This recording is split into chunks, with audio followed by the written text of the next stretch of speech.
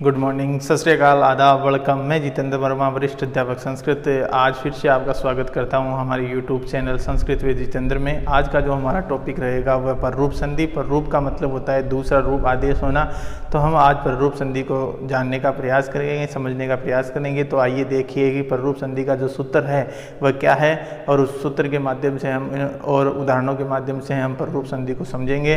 और वीडियो को अंत तक देखिएगा, जिससे कि आपको पररूप संधि का जो प्रकरण है वो संभवतः आपको समझ में आ जाए पूरा इस प्रकार से। तो आप चलते हैं हमारे टॉपिक की ओर। हमारा टॉपिक है पररूप संधि। पररूप संधि का जो विधायक सूत्र होता है वह है एंगी पररूपम। क्या है? एंगी पररूपम। एंगी पररूपम अर्थात एंग किसे कहते हैं? एंग मतलब ए और ओ जो वर्ण है वह क्या है? एंग वर्ण है। पररूपम मतलब पररूप मतलब दूसरा रूप आदेश होना। दूसरा रूप आदेश मतलब जो ये पररूप आदेश हो जाएंगे, कहाँ होंगे? देखिए परिभाषा देखिए। पररूप संधि की परिभाषा क्या है? परिभाषा है कि अवर्णात उपसर्ग क्या है? अवर्णात उपसर्ग देखिए, प्र है, अप है, अव है, उप है, ठीक है, उप है, और क्या है? प्रा है और आंग है, ठीक है। ये क्या है? अवर्णात अर्थात अवर्ण वाले उपसर्ग के पश्चात, उपसर्ग के पश्चात अर्थात बाद में, पश्चात क्या हो? ए और ओ से, ए और ओ से प्रारंभ होने वाला क्या हो? धातु रूप हो। क्या हो? धातु का रूप या धातु रूप हो तो क्या हो जाएगा? पररूप एकादेश हो जाता है, ठीक है। एकादेश मतलब दोनों के स्थान पर एक आदेश होना। एकादेश का मतलब क्या होता है? दोनों के स्थान पर एक आदेश होना। तो हम अभी उसको उदाहरण के माध्यम से समझने का प्रयास करते हैं। आपको परिभाषा समझ में आएगी। अवर्ण उपसर्ग अर्थात अवर्णात उपसर्ग कैसे होंगे? प्र, अप, अव, उप, प्रा, आंग। उपसर्ग के बाद क्या हो? ए या ओ से प्रारंभ होने वाला कोई धातु रूप हो तो क्या हो जाएगा? उन दोनों के स्थान पर क्या हो जाएगा? पररूप अर्थात बाद वाला जो रूप है वह आदेश हो जाएगा, ठीक है। अब उदाहरण के माध्यम से समझते हैं कि पररूप संधि क्या है, कैसे पररूप आदेश होता है। तो देखिए, उपसर्ग है अपना प्र, धातु है एजते। क्या धातु है? एजते धातु है। ये आत्मनेपदी में बनती है, ठीक है। प्रथम पुरुष एक वचन है। देखो इधर प्र में क्या है? अ है, आ रहा है ना कि अवर्णात उपसर्ग, प्र में अ वर्ण है। आगे क्या आ रहा है? ए या ओ से प्रारंभ होने वाली धातु होनी चाहिए। यहाँ किससे प्रारंभ होने वाली धातु है? ए से प्रारंभ होने वाली धातु है, ठीक है। तो दोनों के स्थान पे क्या आदेश हो जाएगा? ए। पररूप मतलब बाद वाला। ये पहले वाला रूप है और ये बाद वाला रूप है। तो कौन सा रूप आदेश हो जाएगा? बाद वाला रूप आदेश हो जाएगा। तो यहाँ कौन सा आदेश हो गया? बाद वाला रूप हो जाएगा। तो क्या हो जाएगा? प, आगे ए मिल जाएगा तो क्या बन जाएगा? प्रे, आगे क्या है? जते। क्या बन गया? प्रे जते, ठीक है। अब देखो, उप धन एजते, उपधन एजते, ठीक है। इधर क्या आ रहा है? आ रहा है अवर्णात उपसर्ग आ रहा है। अवर्णात उपसर्ग के बाद में क्या आ रहा है? ए से स्टार्ट होने वाला धातु रूप आ रहा है। तो दोनों के स्थान पे क्या आदेश होगा? बाद वाला रूप। बाद वाला रूप क्या है? ए है। मिला के लिखेंगे तो क्या बन जाएगा? उपे जते, ठीक है। उपजते बन गया। अब जैसे मान लो उदाहरण देखो, उप धन औषधि। क्या है? उपधन औषधि। इधर क्या आ रहा है? उपसर्ग, अवर्णांत उपसर्ग है। इधर आ रहा है, आगे क्या आ रहा है? ओ से प्रारंभ होने वाला धातु रूप है, औषधि धातु है, ठीक है। तो इस अ के बाद में क्या आ रहा है? ओ आ रहा है। तो कौन सा दोनों के स्थान पे क्या होगा? ये बाद वाला रूप आदेश हो जाएगा। क्या आदेश होगा? ओ। मिला के लिखेंगे तो क्या बन जाएगा? उप, पर कैसा है? हलंत है। ओ मिल जाएगा तो क्या बन जाएगा? पूरा उपो। आगे क्या है? क्षति। क्या बन गया? उपोषति, ठीक है। और जैसे एक और ले लेते हैं, प्रउपसर्ग है, प्रउपसर्ग के बाद में क्या आ रहा है, औषधि आ रहा है, औषधि आ रहा है, ठीक है। तो क्या हो जाएगा, इधर अ है प्रउपसर्ग अवर्णांत और आगे क्या आ रहा है, ओ से प्रारंभ होने वाला धातु रूप है, दोनों के स्थान पे क्या होगा, ओ आदेश हो जाएगा, मतलब बाद वाला रूप आदेश हो जाएगा।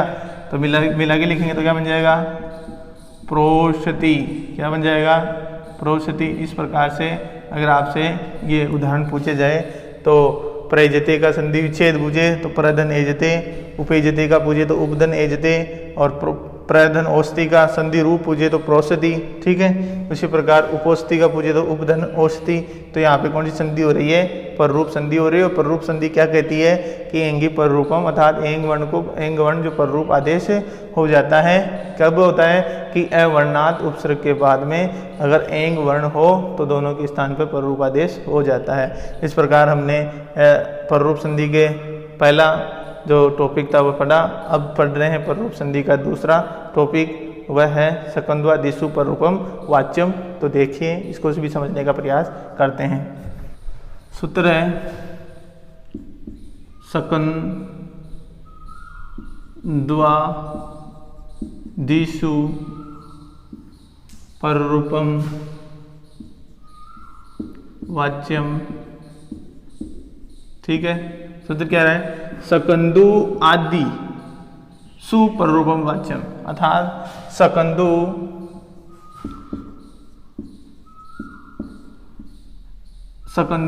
आदि गण के शब्दों के प्रसंग में पर रूप आदेश हो जाता है, पर रूप आदेश हो जाता है। और जो ये पर रूप आदेश होता है वह क्या होता है, पहले वाले वर्ण की टी को होता है, पहले वाले वर्ण की टी को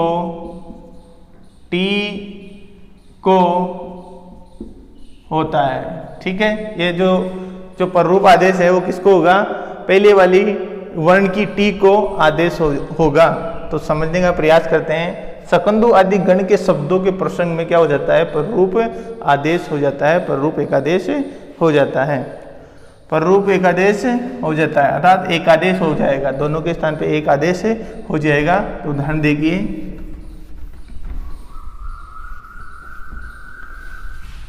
जैसे सकंदु ले लेते हैं पहले, सक धन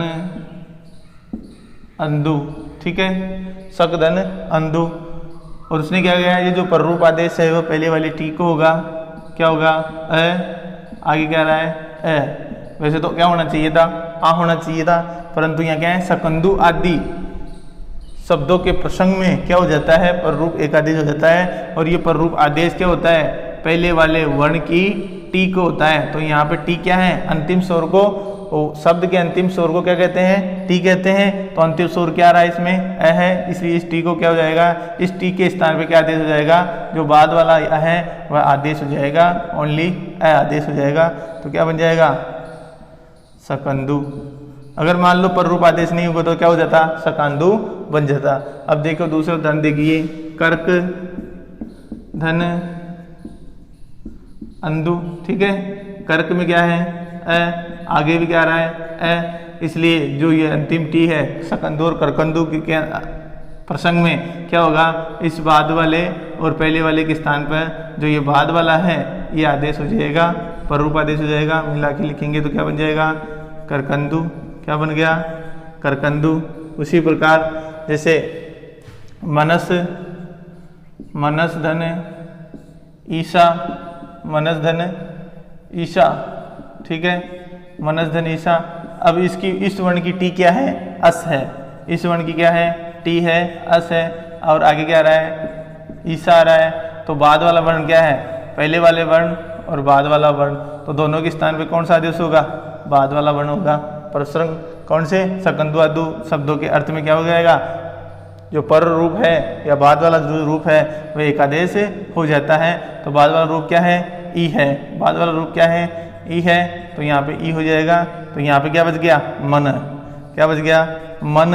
और आगे क्या था, बड़ी ई मिला के लिखेंगे तो क्या बन जाएगा, मनीषा। तो इस प्रकार मनीषा शब्द कैसे बनता है, मनीषा शब्द बनता है मनस धन ईशा, और जो टी है उस टी को क्या हो जाएगा, पर रूप आदेश हो जाएगा। इस टी के स्थान पे पर रूप आदेश हो जाता है। इस अस के स्थान पे क्या आदेश हो जाएगा, ई आदेश हो जाएगा, पर रूप आदेश हो जाएगा, रूप बनेगा मनीषा। जैसे मान लो पतत, पतत धन अंजलि, ठीक है, पतत धन अंजलि, ठीक है। इधर क्या आ रहा है, इसकी टी क्या है, अत है। इसकी टी क्या है, अत है। आगे क्या आ रहा है, ए आ रहा है, ठीक है, ए आ रहा है ना। तो इस टी के स्थान पे क्या होगा, बाद वाले पहले वाले वर्ण की टी के टी को क्या आदेश होता है, पर रूप आदेश होता है। तो पहले वाले वर्ण की टी को क्या आदेश हो जाएगा, पर रूप आदेश हो जाएगा, अर्थात बाद वाला आदेश हो जाएगा। मिला के लिखेंगे तो क्या बच गया इधर, पत, क्या बचा, पत। आगे क्या था, ए मिल जाएगा पूरा, और मिला के लिखेंगे तो क्या बन जाएगा, पतंजलि। क्या बन जाएगा, पतंजलि। इस प्रकार क्या बनता है, पतंजलि का संधि विच्छेद पूछे तो क्या बताना है, पतत धन अंजलि से।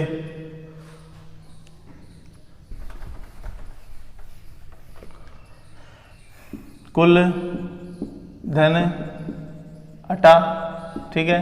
इधर क्या आ रहा है, इस वर्ण की टी क्या है, ए। बाद में क्या आ रहा है, ए। तो पहले वाले वर्ण की टी के स्थान पे क्या आदेश हो जाता है, पर रूप आदेश हो जाता है। तो ये पर रूप आदेश हो जाएगा, क्या बन जाएगा, उल्टा।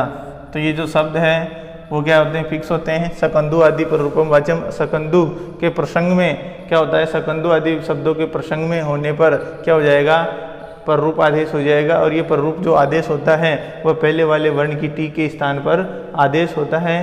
तो अगर वीडियो समझ में आया है तो लाइक, शेयर और सब्सक्राइब करें। धन्यवाद। आपका दिन शुभ हो।